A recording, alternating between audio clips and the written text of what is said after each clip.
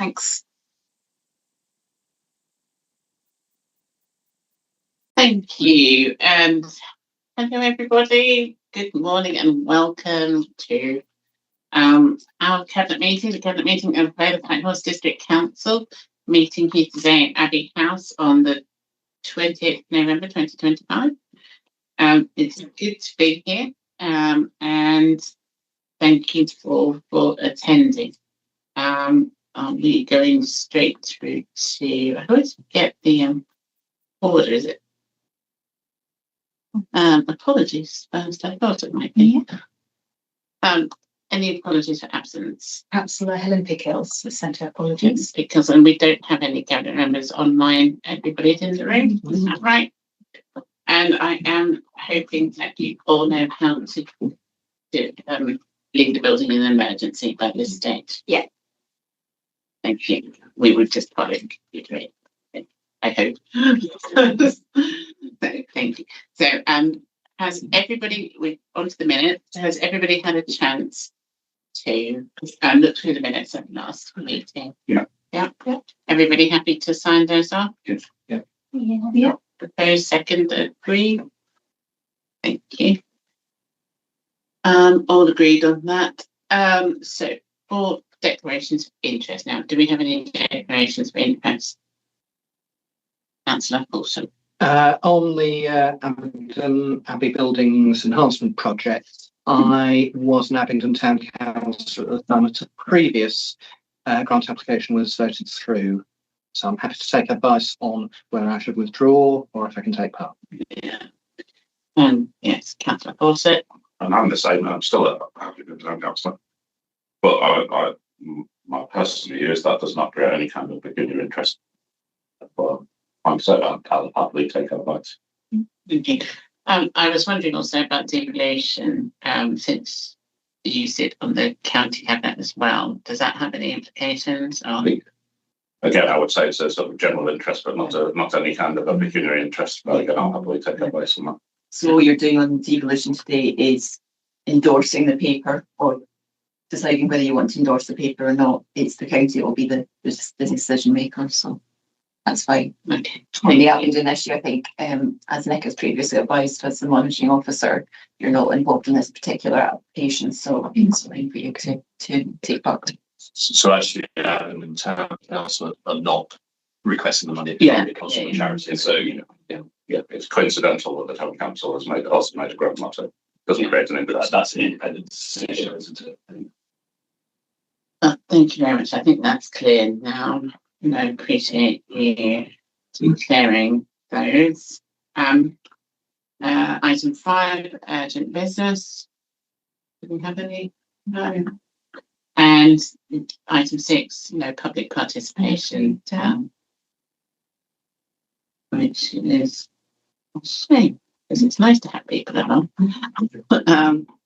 So we're going straight on to item 7, which is Abingdon Abbey Buildings Enhancement Project, and that is going to be introduced by Councillor Coleman. Yes, thank you. So I'll introduce the paper, which you all had a chance to read through.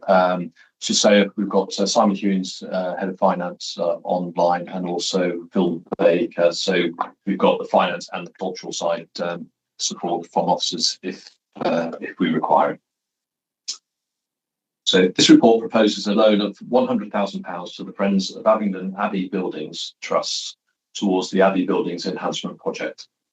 The project is for a value of approximately 5.5 million, with 4 million being awarded to the project by the National Lottery Heritage Fund.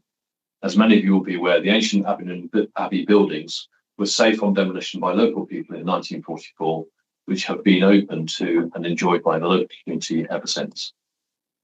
It's now time to support the restoration and improvement of the buildings and grounds, and our loan is seen as an important stepping stone in that process.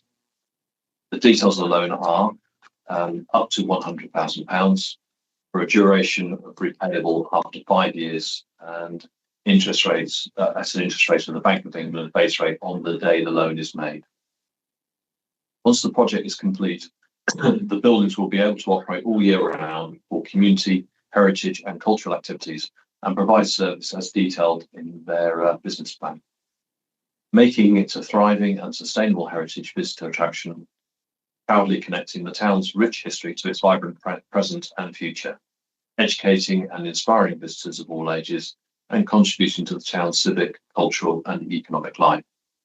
The Trust have commented that, for us, the support of the Vale would send a powerful message about public benefit, inclusion and pride in our shared heritage, and would be the missing piece in making this once-in-a-generation project a reality.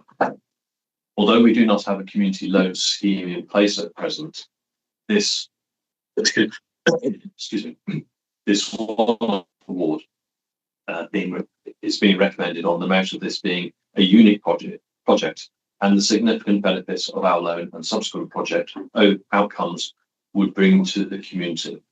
Therefore, I propose the recommendation as written in the report. Thank you, Councillor Collins. Does anybody have any questions on this? I've got a comment. Yeah. Rather than a question. Also. Yeah, I think this is a really positive proposal. I think it's really good that we have the opportunity to use some of the resources we have as a council to support this project being able to go forward.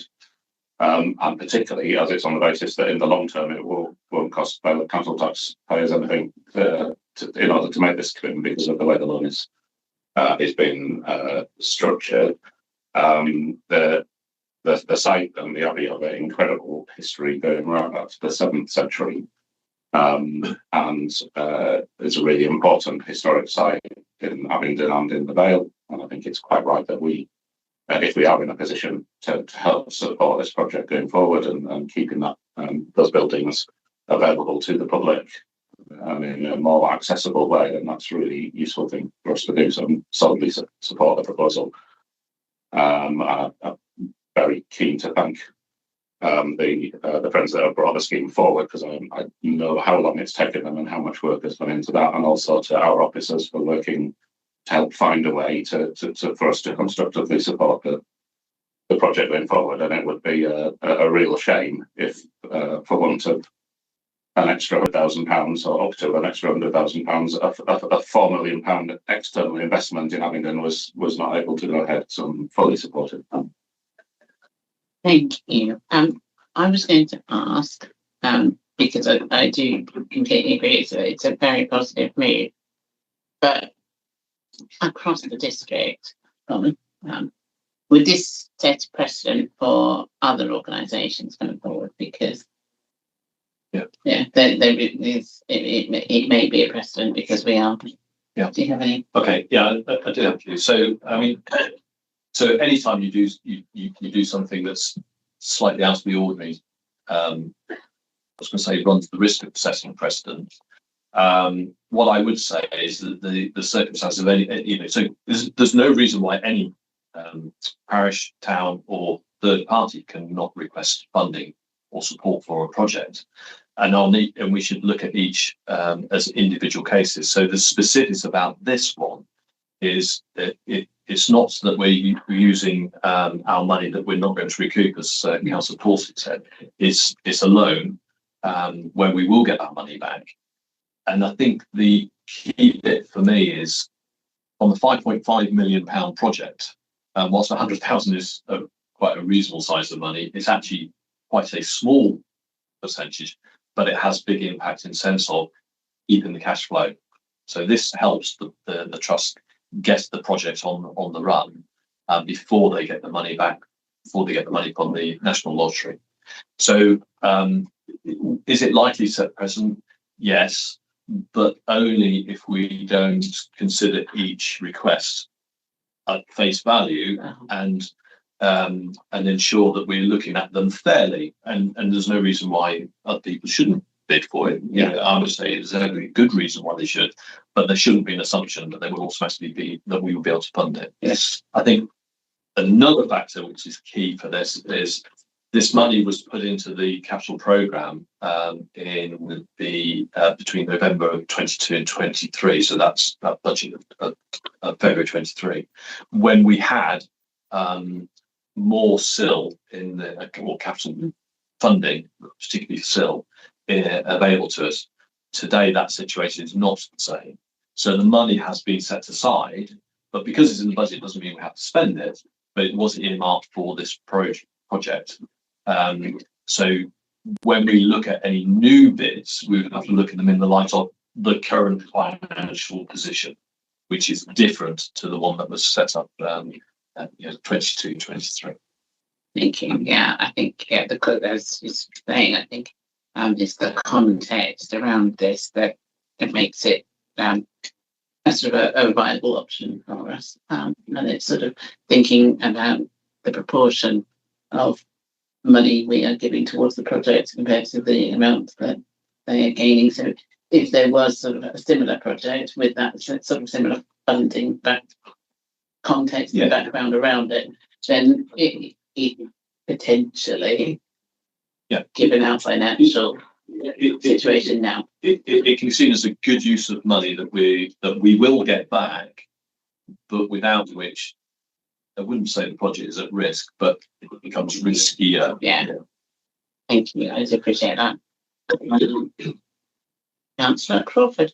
Yeah, I guess it's important to remember that this isn't sole money. This is something that we've agreed to lend to the project, and it is unique. I don't think we've ever done it before, but I think that's a good thing. And although obviously it doesn't set a precedent in itself, I think the experience that we've learned from this enabling a project to go ahead that's got a lot of other external funding should stand us in good stead. So if other projects do come forward where we consider that the benefit to the community is worth lending money, I think each one should be looked at on its own merits.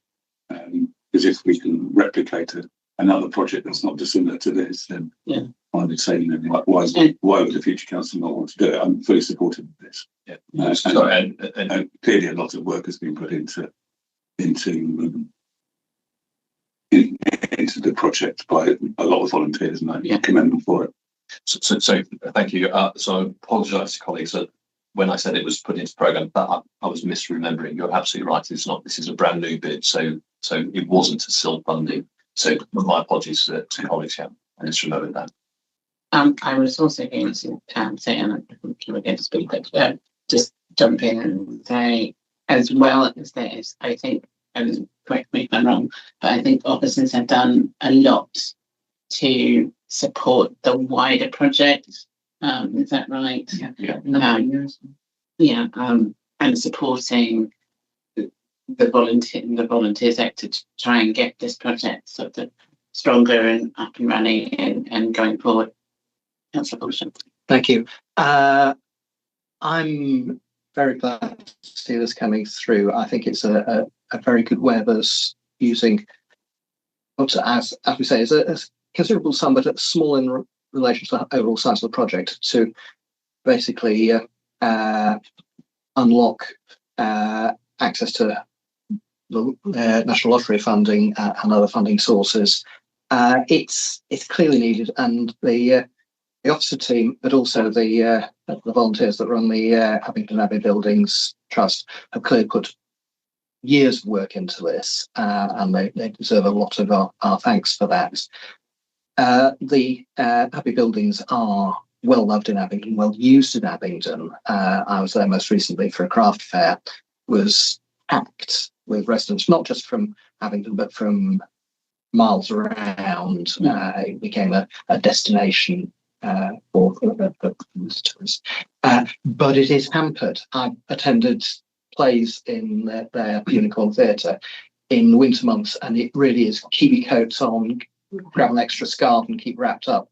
And a bit of insulation and weatherproofing would go a long way. So it's clearly needed. And I feel that this is a very worthwhile project for us to get behind. Thank you. Yeah. So I probably should then, now definitely with my finance member's hat on. So there has been considerable amounts of due diligence done by the National Lottery prior to their commitment to fund this. So we should take, that's comfort to us or helps us. But But this is still subject to getting the right loan agreement in place in terms of interest rate, insurance, such like. So the council still has responsibility to protect its funding, even though it's a loan. So this is all subject to cabinet approving and making a recommendation to council, then council approving, and then those mechanisms being put in place. So it isn't just a tick from cabinet and then a tick from council, and we still need to put those agreements in place. That's great. Yeah, thank you for bringing this one forward. My question, I guess, around the topic of precedents, which is the one that I was sort of worried about, if anything, and it is mentioned in the paper, but I was hoping you could speak around it. It's a kind of a policy about what we would do about these in the future. So it is tricky when there is no policy to sort of score things or make decisions on things. However, in the context of LGR, maybe a policy is not the right time for policy. So I was wondering if you could talk a bit about what we might do if more bids were to come in and the idea of having a policy. Yeah. So I don't think there's a value to writing a policy for the reasons that you said. And in addition, we don't actually get that many of this type of requests. So, you have to look about how much effort is put into writing a policy that then might sit on the shelf. What we used to have, I believe, and I think South does, is some funding that was set aside that then could be looked at for these sort of projects. We determined some time back that there was no value to doing that because we didn't have the spare funding. We didn't have any additional SIL. So there was no reason to try and put a ranking on projects. So I don't think there is a requirement. I will, not for today, but I will ask Simon Hughes to consider it and see whether there's any value. But my initial thoughts are, we look at, when we do get a request, we look at each one in, take each one on its merits or demerits and make a decision based on that. But I still, and you would be horrified if I didn't mention it, we don't have a lot of spare money. And I think there's a huge difference between providing a loan and giving a grant. And I think the previous one was about a grant. So my personal view, but I will talk to officers about it, is don't think we would benefit from the amount of time and effort to write a strategy or policy. And I think doing the way that we go through now, and we've already had the procedures in place in constitutions to what has to go to council for decision, which is why this will have to go to council. So I think we've got mechanisms. That makes sense. Thank you. Is that your Councillor Smith? No. No, I don't have any questions. The comments that I would have made have been made by others, so I won't repeat. So this is recommending to council the recommendation set out on the first page of the report, page 16 of the pack. Do we have the proposal and second? Yes, please. Are you happy? Are you happy first that we do so without reading out the just as set out on page 16 of the pack? Yeah. Is somebody happy to propose and propose? Up to second. Second, thank you. And all agreed? Agreed. Thank you. Thank you very much. So we're going on. I said page 16. I clicked on the wrong thing. It's council tax base. Really picked that up. So we're going on to page 8, item 8, council tax base 26, 27, and I think that's also being placed by Councillor Blanchard. Thank you. Okay, so before the before the council tax can be set by the council, the calculation has to be made of the council tax base, which is an estimate of the taxable resources for the district as a whole and for each parish area. The council tax base for the district has to be notified to Oxfordshire County Council and the Police and Crime Commissioner, and each parish and town council is notified of the figure for its area. The tax base is essentially the total number of dwellings within the district after taking into account various discounts, exemptions and premiums. The final figure is expressed as a Band D equivalent. Further details are within the report, but basically we take Band D as the baseline. And so, for example, Band A would be twice as much as a Band D, but we talk about it as Band D. So you'll see other cases we might have two properties. If one was Band D and one was Band A, that would be counted as three properties in terms of the tax base. The Cabinet is recommended to approve a 2026-2027 tax base of 59,690.6 properties, as shown in Appendix A. Point 6 is from what I've just described. It's not that someone's got nearly half a property missing. This reflects a 0.9% tax base increase when compared to last year.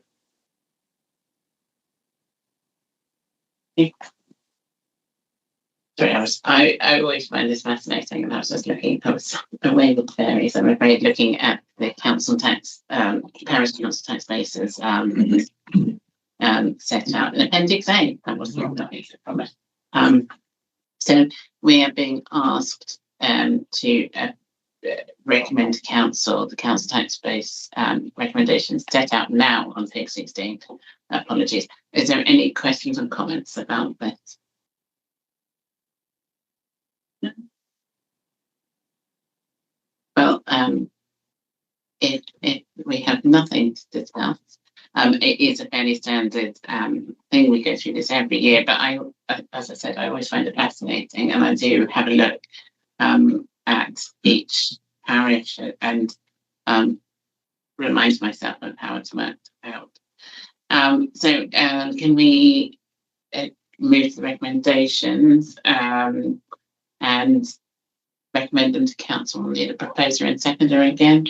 So I'd like to praise, before you vote, can I just say, can I thank Trevor Gaffney, Yes, who put the report together, but also all the work and to the other officers involved. And this is he did share with me the underlying spreadsheets that go with this, and they are considerable. I'm sure. So I'm interested in this one. I might be interested in all of them. Oh, I can certainly arrange for someone to talk you through it. Yeah. But yes, I'd like to propose this. Thank you. And anybody seconding? Councillor Busham beat to it, Councillor Crawford. And everybody in agreement? Yeah. And so on to the last item of today. We've gone through this quite quickly. This is probably the most significant of it. No disrespect to the other items. Devolution for Oxfordshire. And I am introducing this. I hope we can have a good discussion about this. I think it's obviously a significant item and point for discussion. And so I'm not really going to introduce it hugely. Just giving you a bit of background, sort of. Obviously, the white paper came out about a year ago, and reasonably soon after, we did start discussions amongst leaders in the Thames Valley area about what devolution could start to look like, and we've continued those discussions amongst leaders of the sort of the greater Thames Valley. Focusing largely on our Oxfordshire leaders and Berkshire leaders. So and we've got to know each other, which has really been kind of nice. And we've been sort of trying to work out what is the best way forward, what do we want to see from a devolution agreement, and what it would bring for the area and the region. And I think there's been sort of mixed feelings about the whole process, because obviously I think a lot of us don't really believe in the idea of a mayoral strategic authority. It's putting a lot of power potentially into the hands of very few, but we also see the benefits it might bring, unlocking potential funding and infrastructure investment. And so it may well bring benefits. specific to this paper, we are sort of being recommended to endorse the letter. It's not a decision that we make.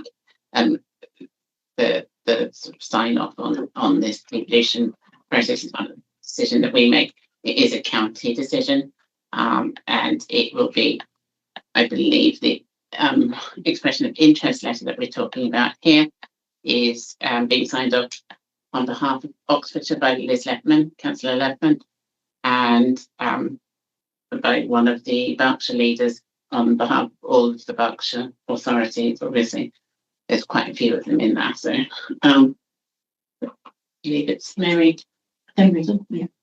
Yeah. Parity board. So I do have a few points just to highlight, and then I think there's a few tweaks to the recommendation. So I'm going to reread the amended recommendations, and then I'd open up for debate. Sorry, just get to the points. So just a few specific things to highlight about what we need to talk about here. As I said, it's OCC that's been invited by the government to put forward this proposal, and Vale is being invited to support their approach. So that's our mindset. And as I said, Vale has been included in discussions at the invitation of OCC, and we have had quite a few opportunities and really good discussions about that going forward, and very positive. The expression of interest letter that we're looking at is not specific on the geography of the Thames Valley MSA. That is something that we have not, there's been no final agreement on that, but we've always focused, as I said, on Oxfordshire and Berkshire. And as I said, the two leaders, Oxford, Liz Lettman, Councillor Lettman, and Councillor Templeton, yes, of Berkshire, one of the Berkshire authorities, they're going to sign the EOI sort of on our behalf as such. So whilst there's a reference to a supplementary document on page 29 of our pack, and you may have seen that. That supplementary document is not being submitted at this stage. And that was decided amongst all the leaders that we wouldn't, so the supplementary document, it's got some details of its numbers. It's more about context rather than, and it's just the letter that we're endorsing today. The letter seeks the opportunity for Oxfordshire to discuss with government the opportunity to be included in the next round of devolution. And from what I hear, I think we're quite well advanced in amongst all of the sort of potential authorities that could come from across the country. I think we are in an advanced stage, which I wasn't really expecting. I didn't think we were there yet, but our region for early consideration in the next wave of the devolution programme. Now, if you were looking at, that's where they are. So it's just that recommendation has been tweaked.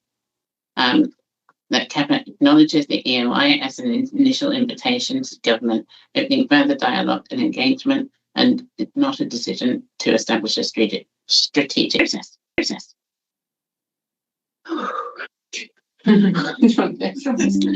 So, with those recommendations, and as I said, slightly amended,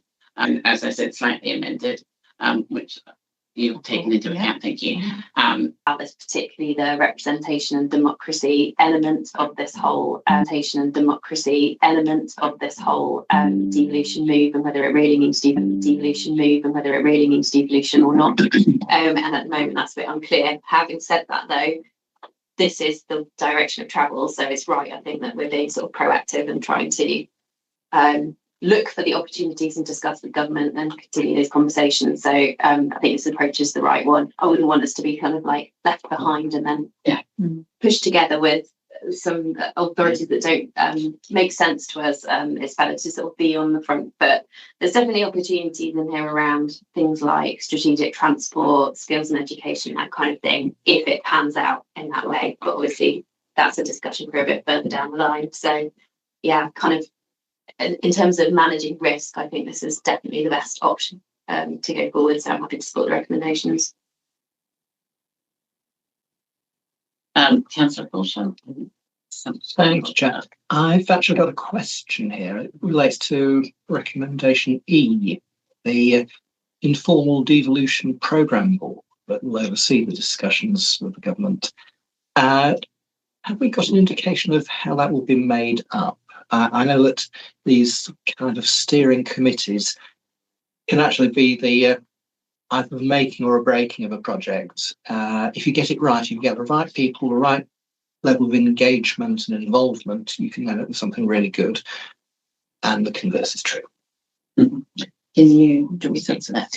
Yes, so the informal board is currently what is the group of leaders, so it's a leader representation from all the districts and the counties across and the unitaries across Berkshire and Oxfordshire. So that will form the board. They are at the process of now formalising that and putting in place, terms of reference as to what that looks like, who chairs the board, for instance, and how often they meet, etc. So that will be a decision for their next meeting, probably in February. Thank you. Thank you. And Councillor Crawford? Yeah, I share Councillor Smith's reservation entirely. I guess I'm a bit disappointed that the geography isn't defined yet. Mm-hmm.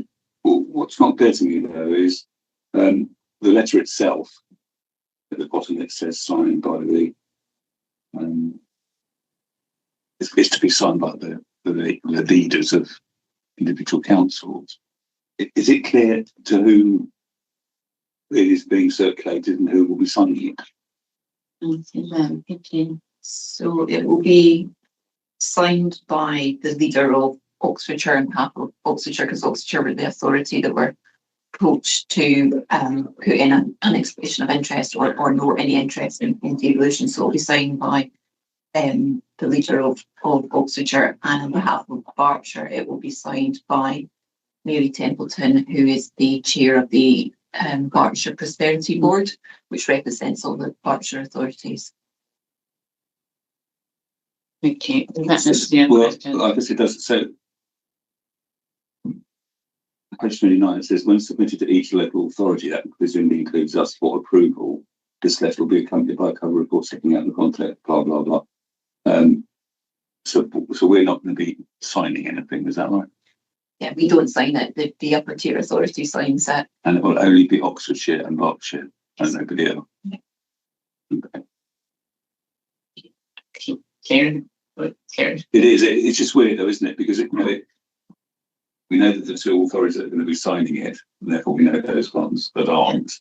And although the geography isn't mentioned, the report identifies quite a number of locations within the geography that are considered to be part of the rationale for the project, be it Windsor Castle or Basin Village. What's interesting there is, I guess, what is excluded, which implies, although it's not explicit, but it implies that the geography has been considered and determined. It's a tricky balance to make. That's one way of expressing it.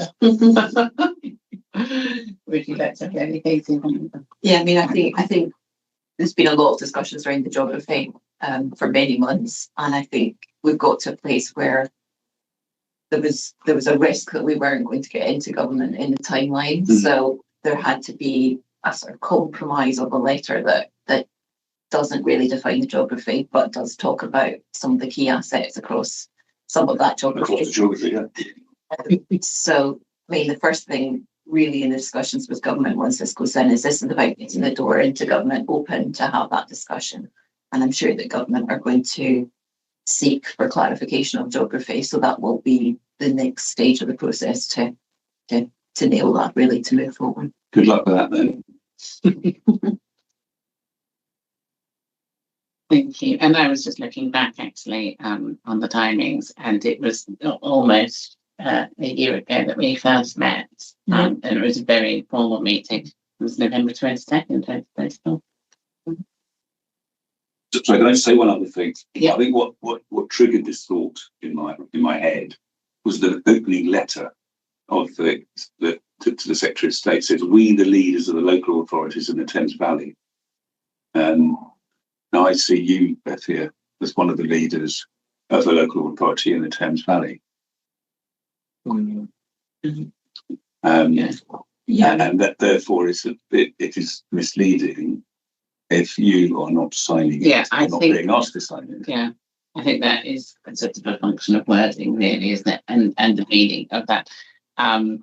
It is always assumed. And thank you for your patience. I have no. Sorry, no.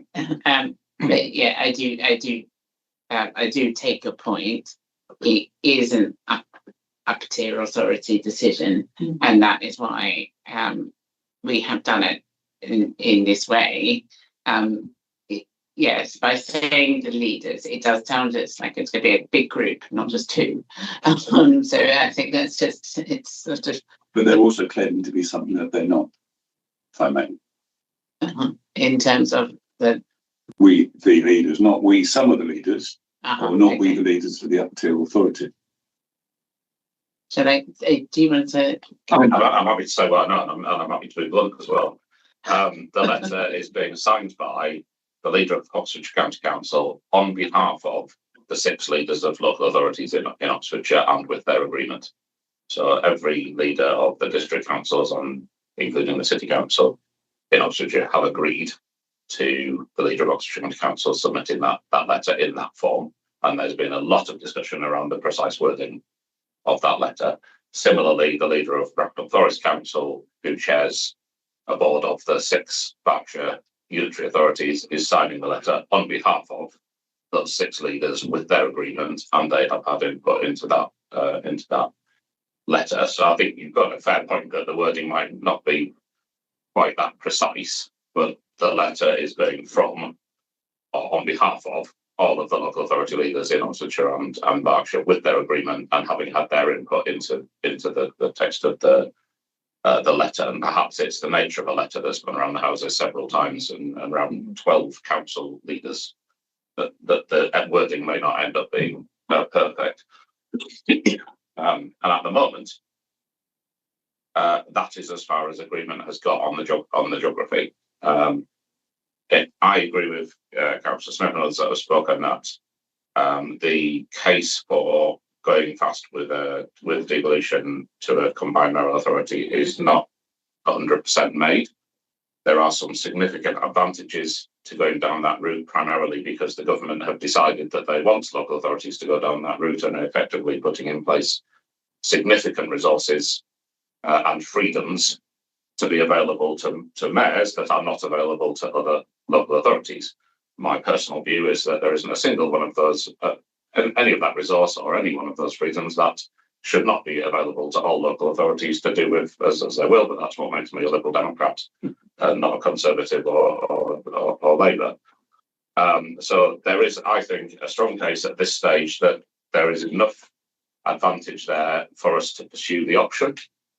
But by supporting this letter at this stage, we are not signing up to the final decision, and it is open to this council to say at any point, either actually we're now not convinced that the balance is in favour of going ahead with it, or for us to say we're not happy with the geography at any stage that is being proposed, and we'll withdraw our support on that basis. So I think we need to be very conscious that we are agreeing to one step, but that does not commit us to going any further. And there are very strong. I think it's always going to be a question of balance between what we might gain and some of the things we might lose, some of the influence we might lose, and at any stage we're open to taking a view on whether on balance it's still the right thing to do. And I think we should be very explicit as we look forward in the process that that's the position that we're taking. Thank you. So I think in answer to your question, it's not precise, but it is accurate in terms of the wording. No, I couldn't agree actually, but Can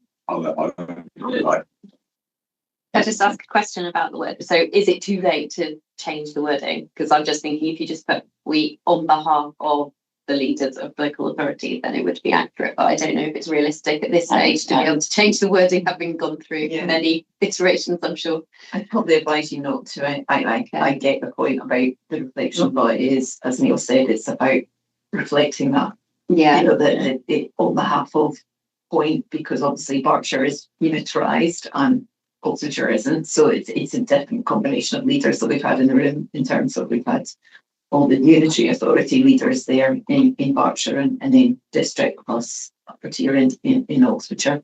This is going through every council's cabinet and some councils in terms of their formal decisions. And we're already being asked to endorse it. So I probably recommend that you don't start to tweak it, because at the end of the day, we've got to come to us a consensus, and the letter needs to go in by the 19th of December. So. Yeah, I think. I'm assuming that it has been noted that discussion and that question on wording. So a comment. So one's a question, and well, actually, there are two questions. So Sorry, just going to Nick as well. I think he satisfied what we were saying. So in recommendation B1, B1 says we're endorses the expression of interest letter to be submitted by Oxfordshire County Council as the upper tier authority to govern. Well, actually, it's been issued by Oxfordshire County Council and whoever is in Berkshire. So I would suggest we either need to say Oxfordshire County Council and whoever the other organisation, I think it's Berkshire, or we say on behalf of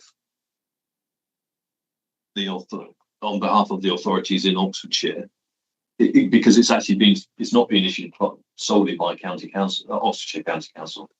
So I think that recommendation is not right. Is that the function of Oxfordshire being invited there? So yeah, I mean, I think that these recommendations have been standardised across all councils. So these are standard recommendations that have been supplied from Oxfordshire County Council to all the districts to use as the recommendation. So Oxfordshire County Council will be representing you in signing that letter. So that's why it's worded in that way. So would it be more accurate to be submitted by Oxfordshire County Council on behalf of this district council, or as the upper tier authority to government on behalf of this district council?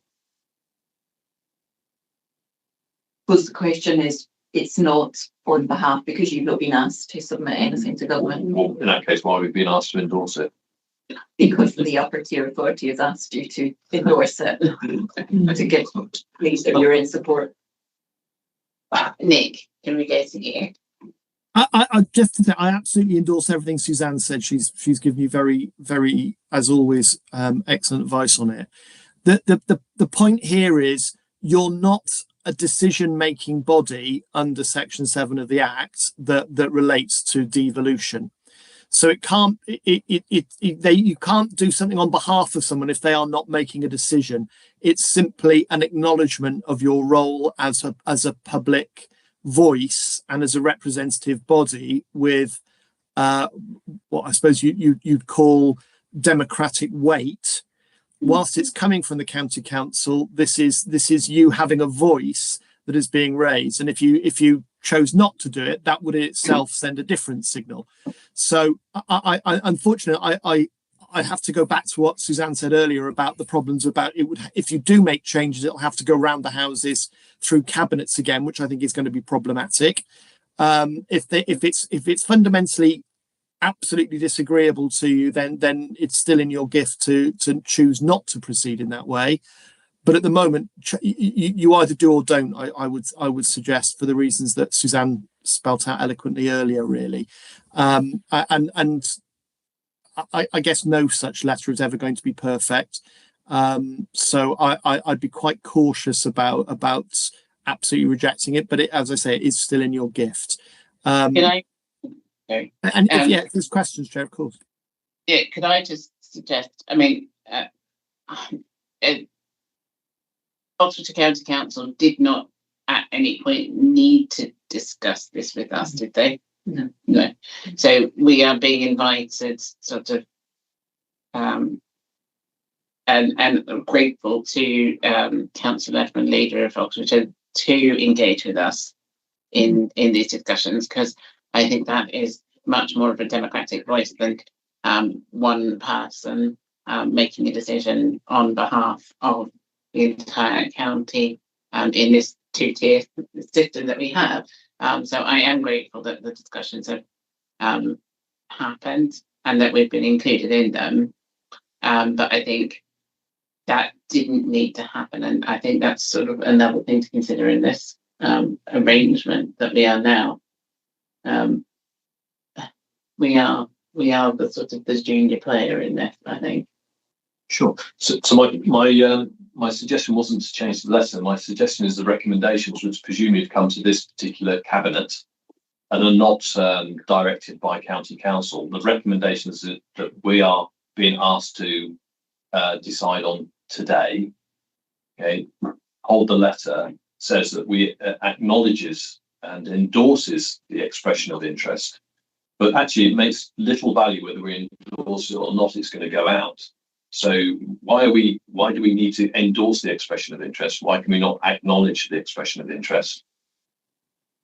Presumably we choose those words in that recommendation. That's nothing to do with any other council. Yeah, that's a legitimate point. So I think I misunderstood you earlier, Councillor. So that's on me not paying close enough attention. But yeah, on the recommendation, you could use other wording, and that would be an amendment like any other. Do you think acknowledge rather than? Yeah, I think so. I'm not really sure what the value of us endorsing something that we'd actually get no say on, but we can acknowledge the fact that the county is submitting something. I mean, even if they're submitting, and I don't disagree with the fact that they may be submitting on our behalf because of the discussions that have been had in the meetings which we are not part of. Sorry, you are, but I mean we haven't been privy to those. But I represent you. Yeah. Yeah. Councillor. Yeah, I think so. It's a fair point. I think we can change the wording of our decision. That doesn't affect the wording of the letter. 100%. I'm not suggesting to change the wording. On the point about whether we endorse or acknowledge, and I am conscious that I have another hat on the county council, but in relation to that, I think it is a good thing that the county council has worked with the 5 districts. And particularly the leaders of the 5 districts in looking at these proposals, and has attempted to move by consensus rather than just going it alone. And there have been examples in other parts of the country where county councils have gone their own way and not talked to their districts at all. So I think that is a good thing. It is for us to choose whether we endorse that letter going in or not. We could choose to say we acknowledge it. I think that tenor of the discussion we've had is that at this stage we do endorse it in the terms that we've discussed, i.e. particularly that doesn't necessarily commit us to supporting later stages, and I don't personally see any reason why we wouldn't use the word endorse in that context. I think there might have been another bit of wording you also suggested possibly changing, which I thought did sound sensible. Yeah, that was the bit about to be submitted by Oxfordshire County Council as the upper tier authority to government. So it's the letter has been submitted by more than just the Oxford County Council. So what I'm discussing is whether we include who the other body is, which is I think it's Berkshire County Council, or we say to be submitted by Oxfordshire County Council as the upper tier authority to government on. Yeah, that makes sense. On the Oxfordshire District Council's behalf or something, you know. But mate, it's not Berkshire County Council, is it? It's the various unitary authorities within Berkshire. Yeah, I did. I got the name, but I didn't know what the organisation was. It relates not just to recommendation B, but also to recommendation D, I would have thought. Yes, The reason that specific mention of Oxfordshire County Council is in B and in D is because they are there as a representative of Oxfordshire, of which you are a council within that geography. So it would be Oxfordshire that would make that decision to go finally into an MSA, not the Vale. And actually, even if Berkshire made that decision, but Oxfordshire didn't, that wouldn't affect you. That would be for Berkshire and Berkshire geography to be affected by it. So that's why it's been written in that way, because it's been Oxfordshire County Council that have been asked by government, and they are asking you to endorse that on, as part of the Berkshire doesn't really come into it. So whatever Berkshire choose to do and whatever each of the unitaries within Berkshire choose to do is almost irrelevant. The ideal will be that Oxfordshire and Berkshire come together and sign a letter, because it's joint geography and everybody agrees, but we don't know yet that all Berkshire. And can I suggest that the report title is Devolution for Oxfordshire, not Oxfordshire Berkshire, or the Thames Valley, or anything like that. But I discussed two things. One was to say we either include the reference to both organisations that are signing this off, or we say Oxfordshire County Council on our behalf. Now, if that's implicit in that recommendation, it isn't to me, but if that is implicit, we can add those words in. On behalf, I'd rather add those words in, or I'd advise that you add those words in rather than talk about Berkshire. Yes, this is an Oxfordshire. No, that's fine. Sorry, I lost Oh, hands. yeah, I was going to say, I think that the fact that it says Oxfordshire County Council have the operative authority, I think that's implicit, but I'm relaxed if we wanted to add in on behalf of, but to me, it kind of already implies that. I would feel I have more of a view on whether we acknowledge or endorse, and I feel like we should endorse because we are supportive of it. If we just acknowledge, then it kind of sends a signal that we don't really like it. And I think that, as I said earlier, I think this is the right course of action. So I would want to being on the front endorse foot, in there. Exactly. Being on the front foot rather than necessarily being supportive of the entire idea, but we want to be up there in terms of pushing this letter in at this time, getting ahead of the game, if you like, staying on the front foot is really important. So I would definitely want to keep endorsing there. And the other, like I say, I think it's implicit, but I'd be comfortable if we wanted to add in on behalf of the district. So Thank you. As colleagues know, I'm no great fan of the centralisation that comes with this central government move to so-called devolution. However, I'm completely on board with the fact that we've got to be on our front foot on this. We don't want to be swept up with the leftovers and disposed of where central government pleases. On that basis, I feel that if we were to just acknowledge this report, it would weaken it. It makes it more likely that central government and the minister would tinker at the edges, do things that we might not like because, well, it's not got overwhelming support. So therefore, I'd say we should endorse it at this stage. Any further comments on this? I want to just go back to those tweets. I mean, personally, I think, and I endorse for the reasons that Councillor Smith and Councillor Bushing just said. I do think it's important that we are expressing that positive step forward in keeping up with this, because, and also acknowledging that I think I definitely appreciate being around that table, and I'm there on behalf of the entire council, and I think I've made my views known on a lot of things when it comes to devolution over the year that we've been discussing it. So I'm really I am grateful to Oxfordshire County Council that they have included us, and I think Suzanne said that, or I think somebody said that in some cases this has not happened. So I am appreciative of that. So I do think that endorsed is the right word. I'm not that fast, but I do think it's implicit that because of that at the and the usage of the upper-tier authority to government and the sort of the greater context, that I'm happy with that wording there. But I'm quite happy if we want to take a vote on what the final version would be, with a clarification, a further clarification added, or just leaving it as is. Who would like to leave it as is? I'm quite happy to leave it as is. And who would like to clarify?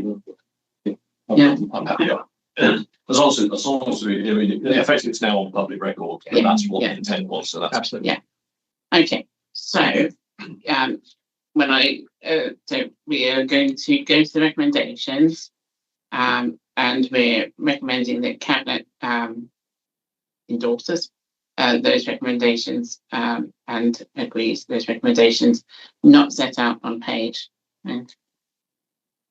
21, but those that I read out before with the slight tweaks there. So is everybody happy with that? Yep. So I will propose that. Do we have a seconder? Let's go, Councillor Fulton. Councillor Boston. And everybody in agreement? Agreed. Thank you very much. That was the last item on the agenda. So I would like to thank you all for coming. Thanks to officers in the room and online. There's been a lot of discussion and a lot of work that's gone into these reports, and we do appreciate it. So thank you very much. And I will call it close to the meeting. What planet he's on? You can screen these gates.